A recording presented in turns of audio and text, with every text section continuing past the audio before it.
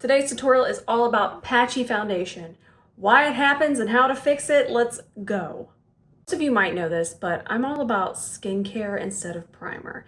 That being said, that could be your culprit, your primer or your skincare, either one. I'm going to apply this one from Elemis, the Cica Calm. I love this one so much. It's just so good. So we're just going to apply this, and we're talking about this because dry time. Some of you might know this, but some of you might have just stumbled upon this video. Letting your skincare dry down is so important, because if it's not dried down, you're going to put your foundation on, you're going to have patchy chaos. So I know that we don't always have a lot of time for skincare to dry down, but if you have at least 3 minutes, 7 minutes is the best, but please, at least 3 minutes. This feels wet on my face. If your skincare feels wet, it's gonna mess up your foundation. A hand fan, Amazon. This will speed up that process.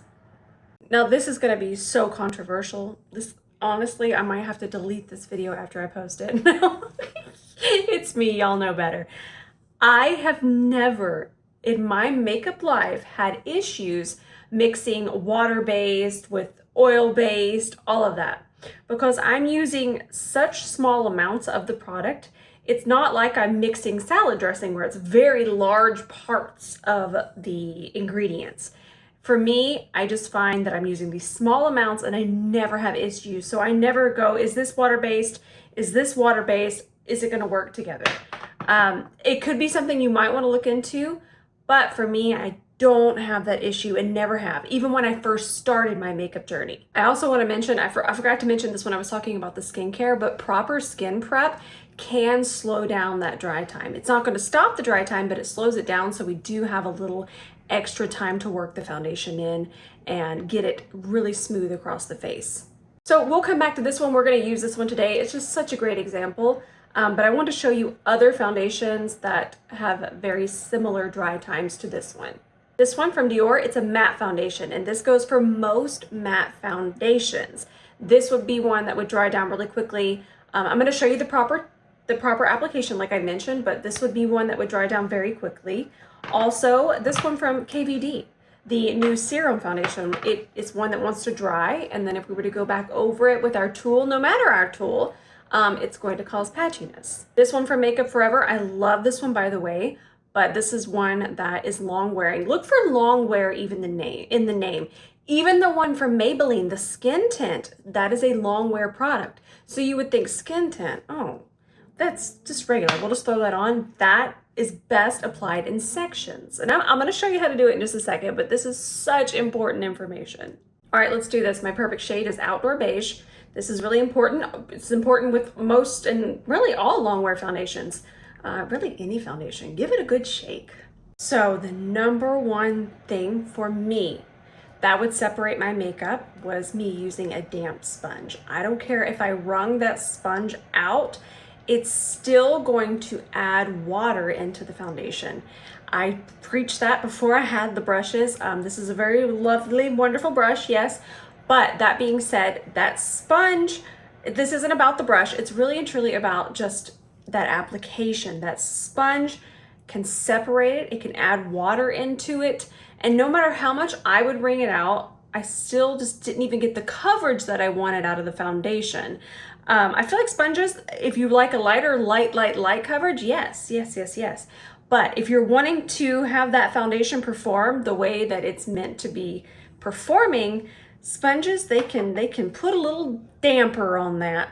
Moral of the story is, if you're still having patchiness and you're using that damp sponge, that might be the reason. Also, even if the sponge is dry, it's a sponge and it just wants to go.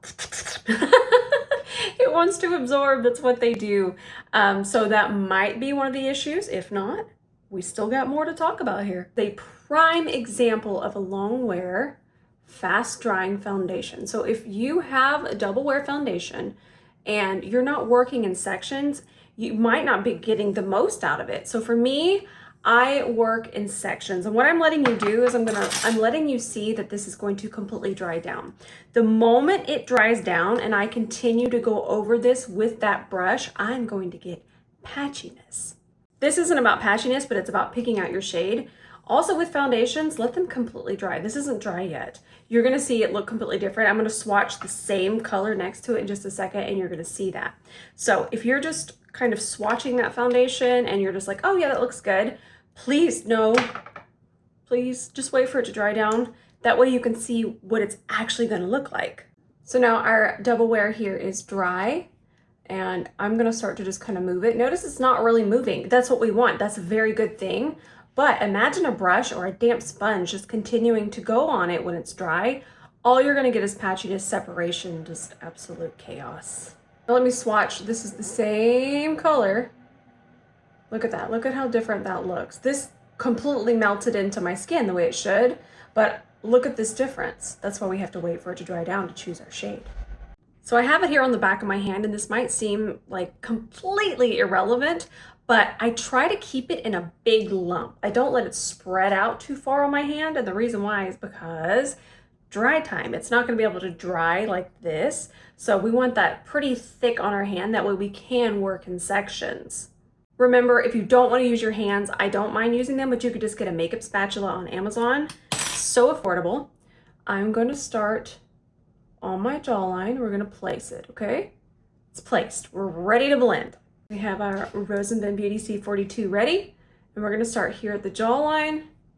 Now, it's not like we need to be in a race. That's not what it is. Again, we have the skin prep there to kind of slow it down, but we are working in these sections.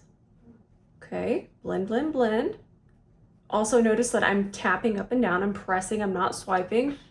Any kind of long wear foundation does not like swiping. Press, press, press. Okay, we're ready for some more.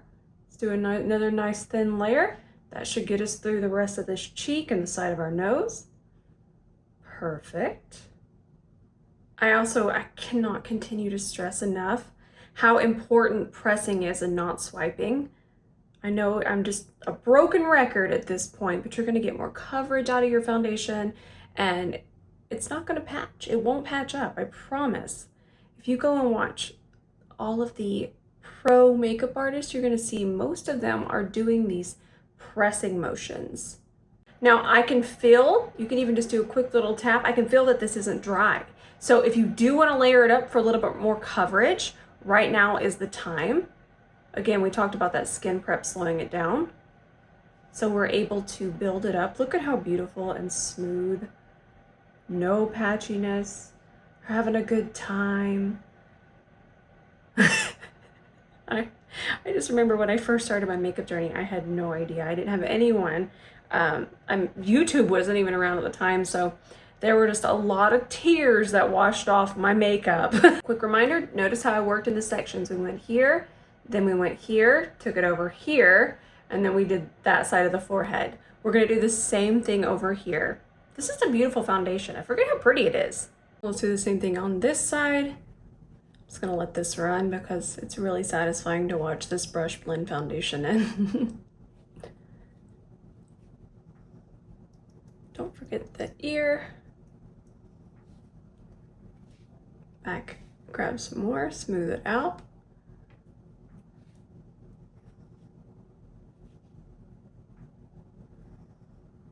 We're gonna move on to concealer. This foundation isn't completely set yet, and of course there's no powder on it, so we're not gonna have any trouble blending this in. Especially not around the eye area since I didn't put the foundation there. Oh, this is from Natasha Denona, and the shade I use is R5. Blend it in with our C31.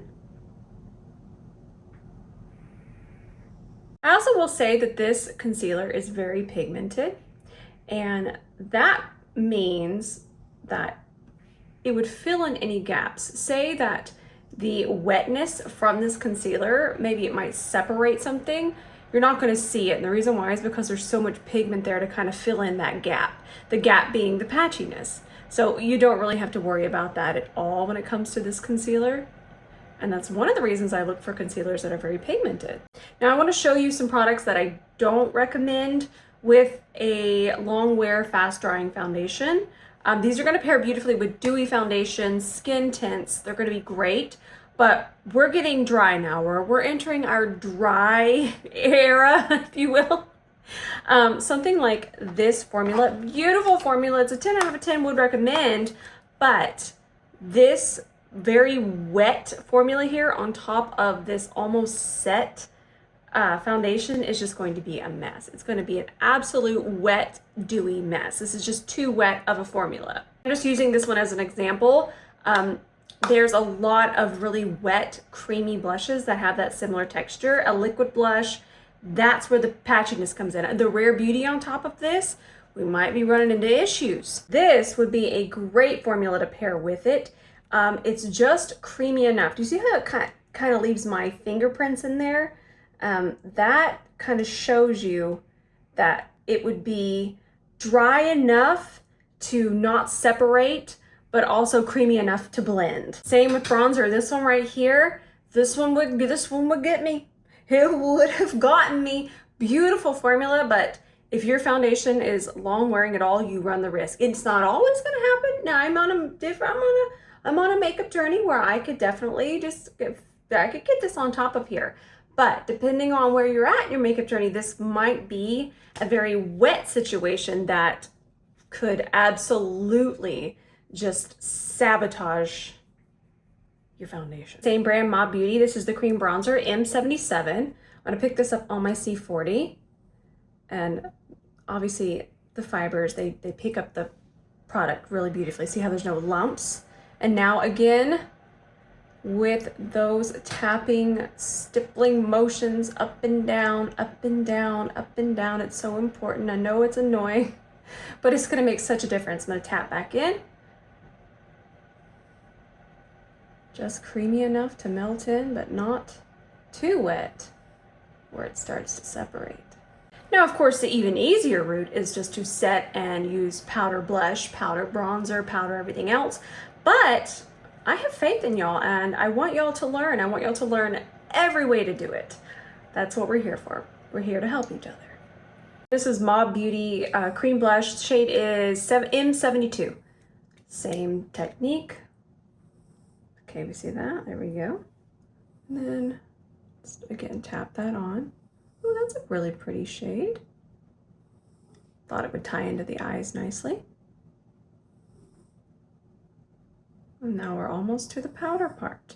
We're gonna start to set. Another thing that can cause patchiness is going in with uneven powder.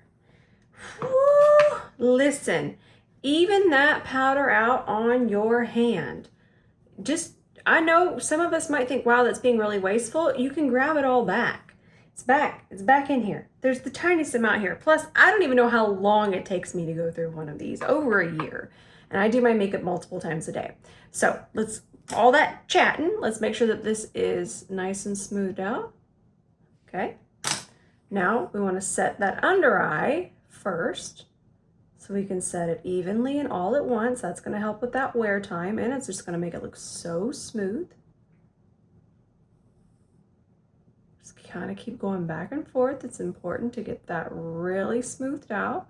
And then we'll use the Givenchy to set the center of the face. So the pink is going to brighten fair to light, light medium, almost into medium tan skin tones. And I want a brightening effect through the center of my face, so that's why we're using the Givenchy here. Well, I'm finishing up the eye, but I did want to mention that I cannot recommend a puff enough, and the reason why that rhymed. And the reason why is because it just sets so evenly and all at once. It really makes a major difference, especially under the eyes. I'm gonna finish up the lips with y'all. This is the YSL Candy Glaze in shade 15. Woo!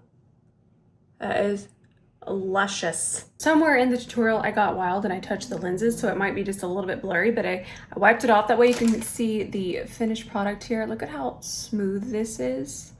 This looks so good. I forget how good double wear is when you apply it the way that we did today. Now, you might need to rewatch this a couple times. That was a lot of information, but something you can quickly take away is when looking at your foundation and reading that bottle, look for words like long wear and look for the word matte.